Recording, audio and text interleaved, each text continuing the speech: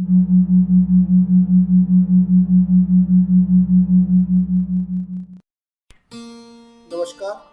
संगीत सुधा नामक YouTube channel पर आपका स्वागत है।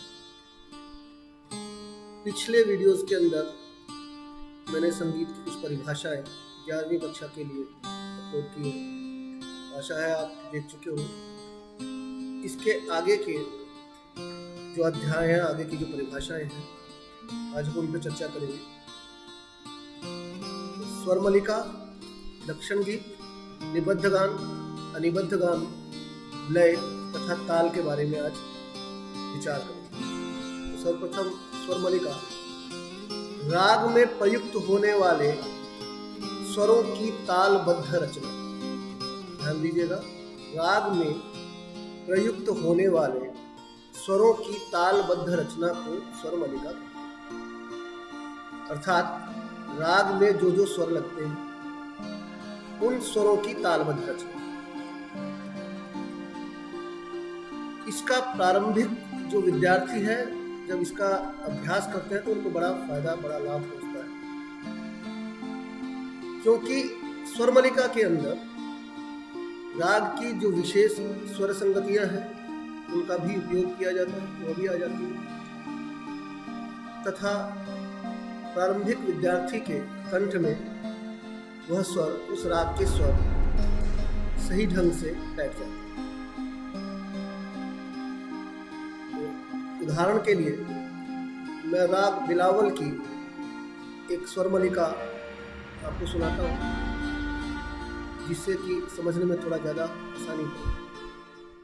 सा रे गा गा गा रे गा मा मा मा मा गा रे गा मा पा गा मा पा ध प मा गा रे सा रे गा गा रे गा मा मा मा मा गा रे गा मा पा गा मा पा ध मा गा रे सा रे गा गा गा सा सा सा नि ध नि नि ध प ध ध ध मा गा रे गा मा पा गा मा पा ध गा रे सा रे गा गा गा रे गा मा मा मा मा गा रे गा मा पा गा मा पा ध मा गा रे सा रे गा। लक्षण गीत, जैसा कि नाम से स्पष्ट है, जिस गीत में अपने राग का पूरा पूरा लक्षण हो वह गीत लक्षण गीत कहलाता है। लक्षण गीत के छोटे ख्याल की तरह दो भाग रहते हैं, स्थायी व अंतरा। अधिकतर उन तालों में गाया जाता है जिनमें छोटा ख्याल गाया जाता है। गीत के जो बोल होते हैं, उसका जो लिरिक्स होता है, उस लिरिक्स को कंठस्थ कर लेने से, उसके बोलों को कंठस्थ करने से विद्यार्थी को राग के परिचय के बारे में पूरी तरह से पता चलता है। उदाहरण के लिए लीजिए, खमाज राग का एक लक्षण गीत आपको बता रहा हूं। सोहत मधुर खमाज, सुध सुर युत दौ निषाद, समय द्वितीय प्रहर रात, शाणव संपूर्ण जात, आरोहन ऋषभ छुटत, सब सुर अवरोह करत, गनी नृप मंत्री सम्मत, संगत सुर धम कालसत। अब इस दोहे से ही ले लीजिए। इस लक्षण गीत में बताया गया है सोहत मधुर खमाज, यानी कि मधुर खमाज जो है वो सोहत होता है, सुंदर लगता है। शुद्ध सुर युत दौ निषाद, जिसमें दोनों निषाद का प्रयोग किया जाता है, अर्थात खमाज राग में दोनों निषाद का प्रयोग किया जाता है। समय द्वितीय प्रहर रात, रात्रि के द्वितीय प्रहर में इसको गाया बजाया जाता है। शाणव संपूर्ण जात, इसकी जाति शाणव संपूर्ण है, अर्थात इसके आरोह में 6 स्वर तथा अवरोह में 7 स्वरों का प्रयोग होता है। आरोहन ऋषभ छुटत, अर्थात आरोह में ऋषभ नहीं लगता। सब सुर अवरोह करत, अवरोह में सब स्वर लगते हैं। ग नी निपमंती सम्मत, ग तथा नी इसके वादी संवादी स्वर है। संगत सुर धम कालसत, अर्थात ध म की संगति जो है इसमें बहुत सुंदर प्रतीत है। तो यह था खमाज राग का लक्षण गीत। प्रारंभिक विद्यार्थियों को राग कंठस्थ करने के लिए लक्षण गीत यदि याद कर लेते हैं तो उसका परिचय पूरी तरह से याद हो जाता है, उनके लिए बहुत लाभदायक रहता है। तो यह थी लक्षण गीत की परिभाषा। निबद्ध गान तथा अनिबद्ध गान। जैसा कि नाम से ही पता चलता है, निबद्ध जो कि बंधा हुआ, जो संगीत सामग्री तालबद्ध होती है उसको निबद्ध गान कहते हैं। जैसे हम जितने भी रागों के छोटा ख्याल, बड़ा ख्याल, ध्रुपद, धमार, जो कुछ भी गाते हैं और जो तालबद्ध रहती है उसको हम निबद्ध गान कहते हैं। ठीक इसी तरह से अनिबद्ध गान, जो संगीत सामग्री तालबद्ध नहीं होती उसको अनिबद्ध गान। जैसे कि आलाप। आलाप आजकल संगीत के अंदर क्या चलन आ गया है कि गीत के बीच में आलाप किया जाने लगा है। पूर्व काल में आलाप संगीत का जो स्वर विस्तार किया जाता था वह गाने को शुरू करने से प्रारंभ में, गीत को शुरू करने से प्रारंभ में आलाप स्वर विस्तार करते थे, वह अनिबद्ध गान था। लेकिन जब गाने को शुरू करने के बाद, अर्थात गीत को शुरू करने के बाद, गीत के बीच में जब हम आलाप करते हैं तो वह निबद्ध गान हो जाता है। इस चीज का विद्यार्थियों को ध्यान रखना चाहिए। सिर्फ आलाप नहीं, आलाप वह जो गीत को शुरू करने से प्रारंभ में आलाप किया जाता है वो अनिबद्ध गान है, और जो गीत शुरू करने के बाद, गीत के मध्य में, गीत के बीच में जो आलाप किया जाता है, जो स्वर विस्तार किया जाता है, वो निबद्ध गान के अंतर्गत आता है। आसान शब्दों में यदि कहा जाए तो तालबद्ध संगीत निबद्ध गान तथा जो संगीत तालबद्ध नहीं है वो अनिबद्ध गान कहलाता है। लय। हमारे नित्य प्रति के व्यवहार में कोई ना कोई लय अवश्य रहती है। जैसे कि हम चलते हैं तो हमारे चलने में, हमारे बोलने में, हमारे उठने में, हमारे बैठने में, हमारे सांस लेने में, हर एक क्रिया में एक लय रहती है। और लय विहीनता यदि आती है तो उसके दुष्परिणाम भुगतने को मिलते हैं।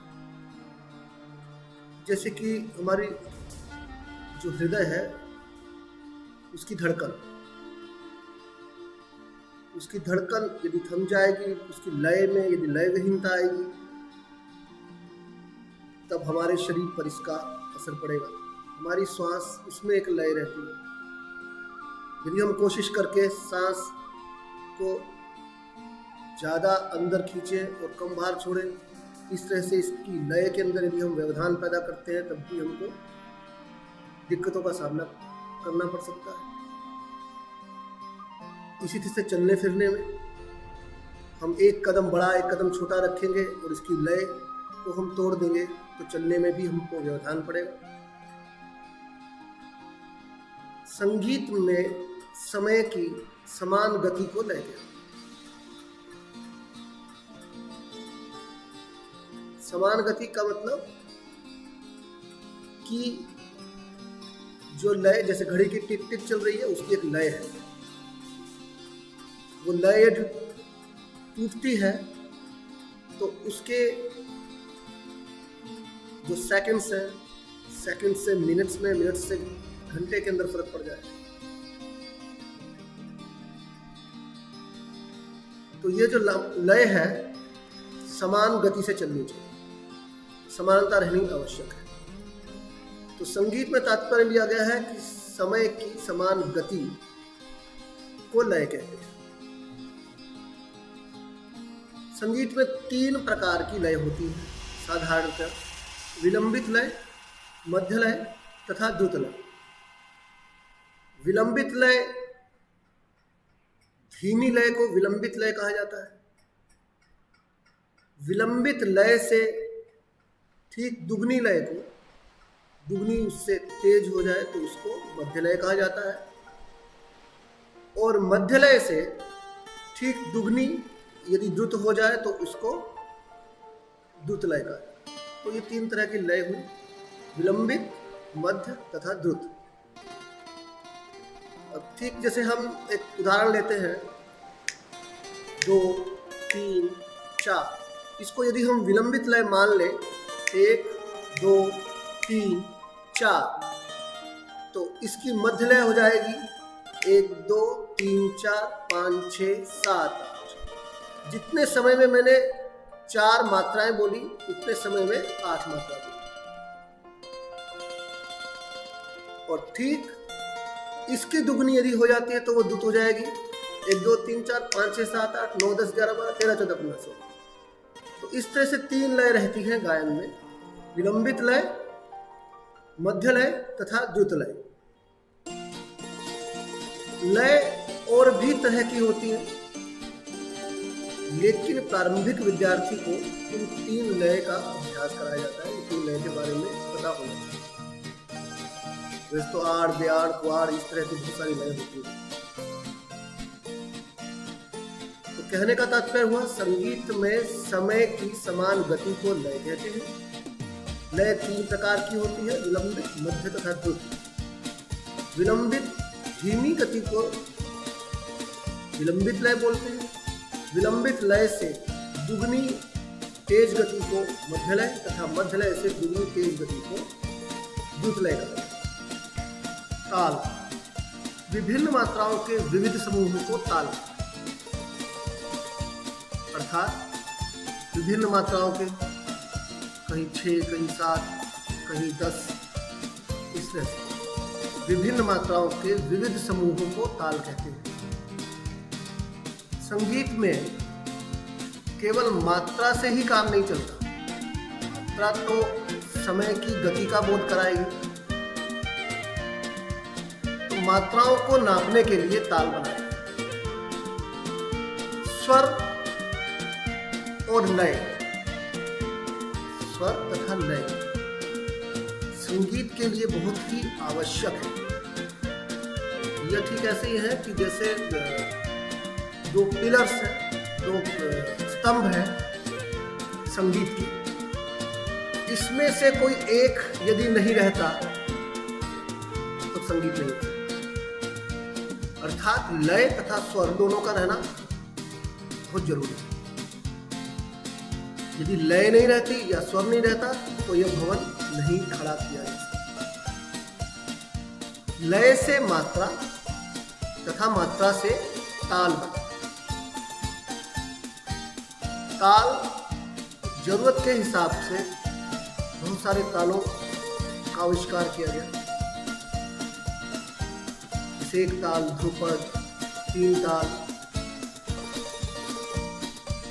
कहरवा, दादरा, रूपक। इसके जो रचना हुई तालों की, यह गीत के जो बोल है उसके प्रकारों के ऊपर शब्दों की संख्या को देख करके जितना जरूरी हुआ, जैसे किसी गीत के 12 मात्रा का है, 12 मात्राओं के अंदर गाया जा सकता है, तो 12 मात्रा की ताल उसके साथ बजाई जाएगी। कोई गीत विलंबित है तो उसके साथ अलग किस्म की, अलग तरह की ताल बजाई जाएगी। कोई मध्य लय का है तो उसके साथ मध्य लय की ताल बजाई जाएगी। सो इस तरह से तालों को विभिन्न गीत के प्रकारों के आधार पर विभाजित किया गया या तालों का आविष्कार किया। जैसे ख्याल गायकी के लिए 3 ताल, 1 ताल, जपताल, तिलवाड़ा। ठुमरी के लिए दीपचंदी तथा जत्ताल। ध्रुपद के लिए 4 ताल, सूलताल, ब्रह्मताल। होरी गायन के लिए या धमार गायन के लिए धमार ताल। इस तरह से तालों का आविष्कार हुआ।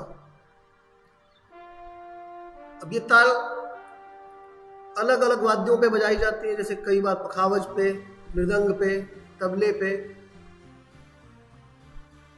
यहां समझने वाली बात यह भी है कि ताल हाथ से देकर भी बताई जाती है। हाथ से भी देकर के तालों का बताया जाता है कि ताल में कहां पर खाली है, कहां पर भरी है। उदाहरण के लिए 3 ताल लीजिए। 3 ताल में 16 मात्रा होती है, 4 विभाग। ताली 1 5 13 मात्रा पर, खाली 9वीं मात्रा पर। तो मैं आपको दिखाता हूँ। धा धिन धिन धा धा धिन धिन धा धा तिन तिन ता ता धिन धिन धा धा। तो इस तरह से हाथ से भी ताली दे करके उस ताल को दिखाया जाता है। तो यह थी ताल की परिभाषा। तो आज हमने स्वरमलिका, लक्षण गीत, निबद्ध गान, अनिबद्ध गान, लय तथा ताल की परिभाषाएं समझी। अगले वीडियो में मैं तालों पर प्रकाश डालूंगा, क्योंकि 11वीं कक्षा के सिलेबस में थे। परिभाषाएं जितनी अभी तक 11वीं कक्षा के सिलेबस में, CBSE के सिलेबस में जो थी, वो परिभाषाएं मैं आपको इन 3 वीडियोस के अंदर बता चुका हूँ। आगामी सिलेबस जो आएगा, नया पाठ्यक्रम आएगा, उसमें यदि कुछ और परिभाषाएं उन्होंने डाल दी तो वो परिभाषाएं भी मैं आपको बताऊंगा। अगले वीडियो के अंदर जो सिलेबस में ताले हैं, उन तालों पर हम चर्चा करेंगे। धन्यवाद।